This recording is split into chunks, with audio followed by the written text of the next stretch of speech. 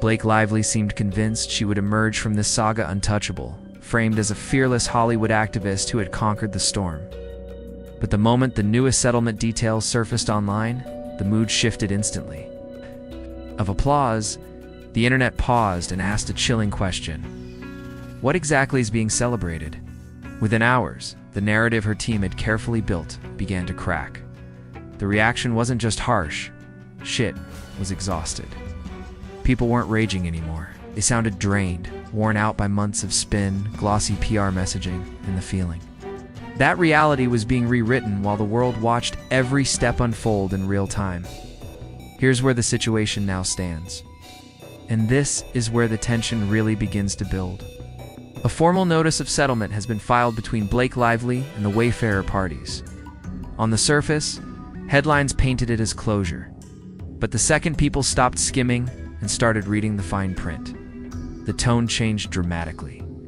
Yes, Justin Baldoni's side agreed to waive their right to appeal the dismissed lawsuit. Yes, Blake's case was dismissed with prejudice, meaning those claims are permanently closed. No second attempt, no future refiling. On paper, that chapter is over, finished, sealed, but buried quietly behind those headline-friendly details was something else that made people freeze. Blake Lively still intends to keep the motion for attorney's fees alive. The $47.1 million fee issue never disappeared. And the moment that detail spread, the internet began whispering again. Because suddenly, the old claim that this was never about money didn't sound as solid as it once did. The shift in tone was immediate. People remembered everything, months of statements, presenting the case as a moral crusade, as a stand for survivors, as a battle bigger than one celebrity. That memory didn't vanish overnight. For months, Blake's team had framed the lawsuit as a powerful fight for justice, speaking about protecting victims, confronting retaliation, and exposing smear campaigns, yet critics had been quietly questioning whether the situation looked less like activism and more like a mix of reputation management and legal strategy. Those doubts only intensified when rumors started circulating just before the settlement, rumors hinting that the road to trial might not have been as secure as it seemed. Talk of inconsistencies, questions about testimony, concerns whispered. Behind closed doors, then came the timing that set social media on fire. The lawsuit was dropped, and mere hours later, Blake appeared at the Met Gala, surrounded by flashing cameras, designer gowns, and the brightest spotlight in celebrity culture. The contrast felt jarring to many. Online commentary exploded. People asked how a case described as emotionally devastating could be followed so quickly by a glamorous red carpet appearance. The optics didn't land softly, especially with the event already surrounded by controversy tied to Jeff Bezos and Lauren Sanchez as honorary co-chairs. Too many viewers. The moment felt strangely disconnected from the tone of the legal battle that had dominated headlines. The tension deepened when memories resurfaced of Blake's earlier Instagram posts after the judge dismissed most of her claims. Critics pointed out how selected snippets of the ruling were presented as empowering, even though the court had already dismissed 10 of the 13 claims, including every sexual harassment allegation. That detail lingered in the background, refusing to fade. Now the conversation has reignited because her legal team released a new statement declaring the settlement a resounding victory. And the internet completely divided? Some voices are cheering, others are calling it bold spin. But one thing is undeniable, everyone is watching again. The suspense around this story is far from over. The moment that statement hit the public, the temperature online spiked. Within minutes, the backlash began to roll in. Blake's team argued that Justin Baldoni and the other individual defendants now faced personal liability for allegedly misusing the legal system in an attempt to silence her. They claimed the settlement confirmed that Blake's concerns deserved to be heard, suggested this finally put an end to the narrative that she had fabricated harassment and retaliation claims. But the internet immediately zeroed in on one uncomfortable detail. Recognizing someone's right to speak is not the same as confirming what they said was true. Those are worlds apart. Yet the statement presented it as if it were a sweeping public validation. Suddenly people everywhere were asking the same question. Did we all read the same settlement? Legal commentators quickly joined the conversation, reminding everyone that long before a jury could even approach this case, the court had already dismissed most of Blake's claims. That reminder reignited a frustration that had been simmering for months, and he felt the public messaging still sounded like the aftermath of a courtroom victory, except there had been no trial. No verdict, no dramatic jury decision. The disconnect between the legal timeline and the public narrative started to feel impossible to ignore. Then, TMZ poured gasoline on the fire by quoting a source close to Blake, insisting, "This was never about money, it was always about exposing bad actors and smear campaigns." That single sentence struck a nerve. Court watchers immediately recalled earlier legal discussions about potential financial damages and strategies tied to them.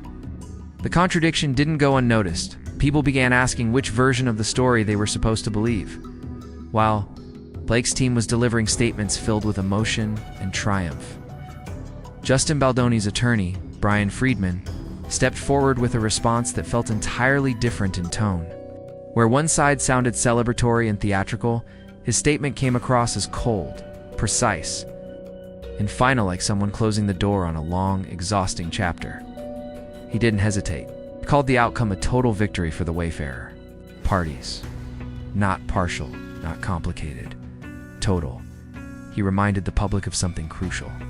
Before any settlement existed, the court had already dismissed 10 of Blake Lively's 13 claims, and not minor ones either. Every sexual harassment allegation gone, every defamation claim gone. All claims against the individual defendants gone as well. That stark reminder reshaped the online conversation almost instantly. Because if this was truly a sweeping win for Blake, people wondered, why had the majority of the lawsuit already collapsed before trial ever began? That lingering question began to shadow every new headline. Blake's team continued speaking in the language of triumph, but critics kept pointing back to the court rulings, insisting the legal reality told a much colder story. And then Brian Freedman delivered the line that sent social media into overdrive. He suggested their side believe the settlement happened because Blake's team knew they would lose in court. The internet erupted again.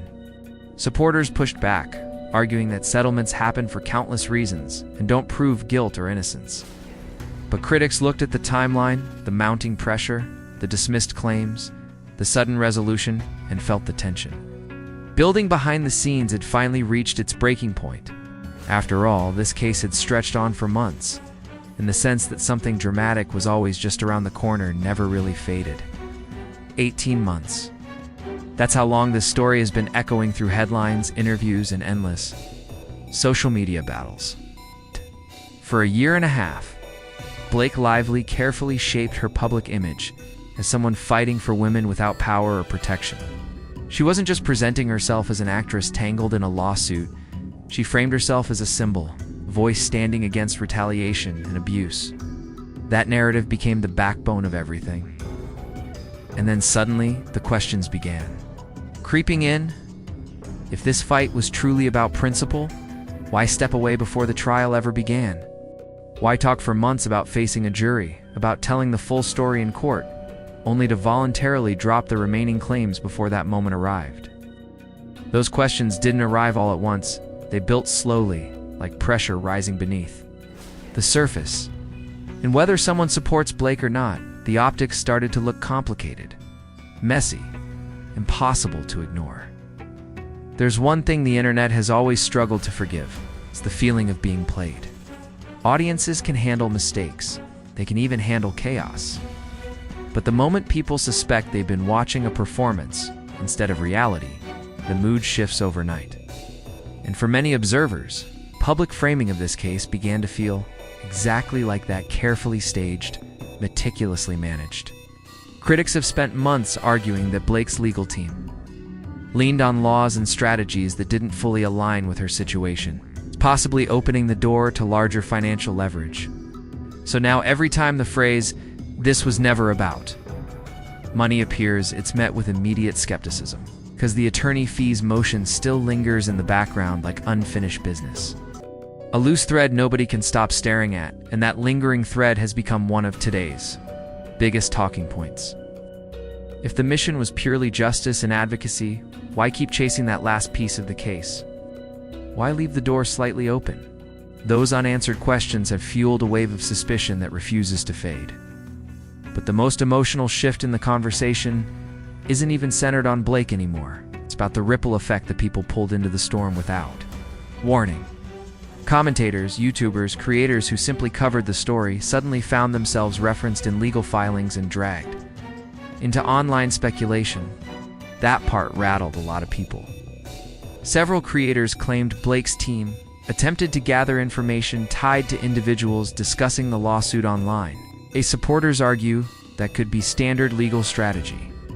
Critics saw something else, entirely something intimidating, because most online creators don't have celebrity-level security. They don't have layers of protection. One creator described the fear of waking up to strangers accusing them of being secretly paid to destroy a celebrity's reputation. That kind of attention can spiral quickly, and that fear changed the tone of the conversation. This stopped being only about Justin Baldoni months ago. The discussion grew larger, heavier. Now it's about celebrity privilege, media narratives, legal pressure, PR strategy, and the machinery behind public image. All of it tangled together into one exhausting spectacle. And after a year and a half of non-stop drama lawsuits, leaks, statements, and endless online battles, something unexpected has happened. The anger is fading. It's not because people stopped caring, but because they're simply worn out. Even longtime critics no longer sound furious. They sound drained. Like they've been watching a chess match that never seems to end. It's waiting for a final move that never quite arrives. Now the tone has shifted. People don't sound furious anymore. They sound relieved. Relieved that the courtroom chaos is finally winding down. Relieved that Justin Baldoni and everyone dragged into this storm might finally step out of the spotlight and return to private lives without another shocking headline appearing every week. But here's the twist. Even with a settlement in place, the story refuses to feel finished, because that attorney fees motion is still sitting there, quietly waiting. And depending on how that piece unfolds, this entire saga could ignite all over again. That's the strangest part of this situation. Lawsuits are being dismissed, settlements are being signed, and yet nothing about this ending feels clean. The emotional loose ends are still everywhere. The tension hasn't disappeared. It's just gone quiet. It's like a storm that hasn't fully passed. That's because this stopped being just a celebrity legal fight a long time ago. It transformed into a massive public battle over perception, power, image, and control. And when you look at who's involved, it makes sense. Blake Lively and Ryan Reynolds aren't ordinary celebrities. They're one of Hollywood's most polished power couples. Massive influence, massive wealth, elite PR teams, and a carefully crafted image that's been admired for years. Funny, charming, untouchable. Perfect branding. So when the lawsuit first exploded, many people instinctively leaned toward Blake's side. That image carried weight. But over time, tiny cracks began to show. And audiences today are far more skeptical than they once were. People don't just accept polished press statements anymore. They read court filings. They track timelines. They analyze interviews. They examine body language. They dig through legal rulings themselves. And once the public started doing that here, everything changed. The turning point came when the judge dismissed the majority of the claims. Before that moment, supporters could still say, "Wait for court." But after 10 of the 13 claims were thrown out, critics felt the public narrative no longer matched the legal reality. From that point on, every statement from Blake's team faced intense scrutiny, including the most recent one. The wording alone sparked outrage. The line suggesting the defendants admitted Blake's concerns deserved to be heard struck. Critics has carefully crafted design to sound like validation without actually being validation. Meanwhile, Justin Baldoni's side viewed the settlement through a completely different lens. Brian Freedman's response sounded almost offended by how Blake's team framed the outcome. That clash explains why the internet is still arguing so fiercely. Both sides are racing to control the final headline. Blake's team wants the public to remember a woman who stood up against retaliation and forced powerful people to listen. Baldoni's side wants the public to remember that most claims were dismissed and that the remaining ones were dropped before trial. Two endings, two narratives, and the public stuck in the middle, trying to separate reality from PR strategy, because at times, this entire saga felt almost theatrical. Dramatic statements, selective social media posts, anonymous sources, carefully timed interviews, then public appearances began to feel strategic. And once audiences start feeling like they're watching image management instead of authenticity, trust evaporates fast. That's why Blake appearing at the Met Gala right after everything unfolded became such a massive talking point. It wasn't just about the event itself, it was about the timing.